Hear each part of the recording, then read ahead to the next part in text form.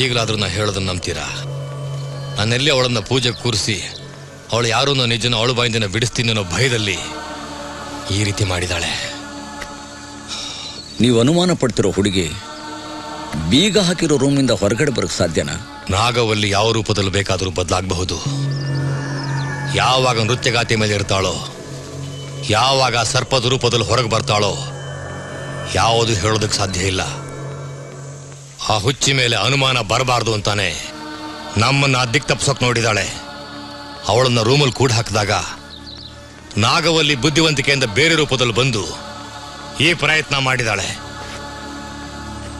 ಆಚಾರ್ಯರೇ, ದಯವಿಟ್ಟು ತಪ್ಪಾಗಿ ತಿಳ್ಕೋಬೇಡಿ. ವೈಜ್ಞಾನಿಕ ಹಿನ್ನೆಲೆಯಲ್ಲಿ ನಮ್ಮಂಥ ವಿಜ್ಞಾನಿಗಳು ಈ ಜಗತ್ತಿನಲ್ಲಿ ಬೇಕಾಷ್ಟು ಜನ ಇದ್ದಾರೆ. ಅಂಥವ್ರ ಪರವಾಗಿ ಒಂದು ಪ್ರಶ್ನೆ ಕೇಳ್ತಾ ಇದ್ದೀನಿ. ನಿಮ್ಮಂಥವ್ರು ಕೊಡೋ ಉತ್ತರ ಎಲ್ರಿಗೂ ಸಮಾಧಾನ, ಮಾರ್ಗದರ್ಶನ. ತಿಳಿದಿರೋರು ತಿಳಿದೇ ಇರೋರಿಗೆ ಯಾವಾಗಲೂ ತಿಳಿಸ್ಬೇಕು, ಅದೇ ನನ್ನ ಆಸೆ. ಸುಮ್ಮನೆ ಕೇಳ್ತೀನಿ, ಈ ದೆವ್ವ ಪಿಶಾಚಿ ಅನ್ನೋದಿದೆಯಾ? ಜಗತ್ನಲ್ಲಿ ಒಳ್ಳೇದು ಅಂತ ಇದ್ರೆ ಕೆಟ್ಟದ್ದು ಇರುತ್ತೆ.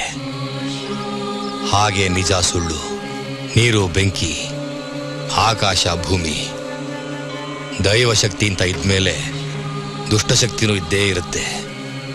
ಅನುಭವಕ್ಕೆ ಬಂದವನು ನಂಬ್ತಾನೆ, ಬರದೇ ಇದ್ದವನು ಅನುಭವಕ್ಕ ಕಾಯ್ತಾನೆ. ಈ ಶಕ್ತಿ ನನ್ನ ಹತ್ರ ಇರೋವರೆಗೂ ನಾನು ಯಾರು ಏನು ಮಾಡೋಕ್ಕಾಗಲ್ಲ. ಆಚಾರ್ಯರೇ, ನೀವು ಹೇಳ್ತಿರೋದು ನಿಜಾನೇ ಇರ್ಬೋದು, ಆದರೆ ನಾನು ನಿರೂಪಿಸೋದಿಕ್ಕೆ ದಯವಿಟ್ಟು ನನಗೊಂದು ಅವಕಾಶ ಮಾಡಿಕೊಡಿ. ಹೇಳಿ, ನಾನೇನು ಮಾಡಬೇಕು? ನಾನು ನಿಮ್ಗೆ ಹೇಳೋವರೆಗೂ ನೀವು ಪೂಜೆ ಪ್ರಾರಂಭ ಮಾಡಬೇಡಿ. ಹಾಗೆ ಆಗಲಿ.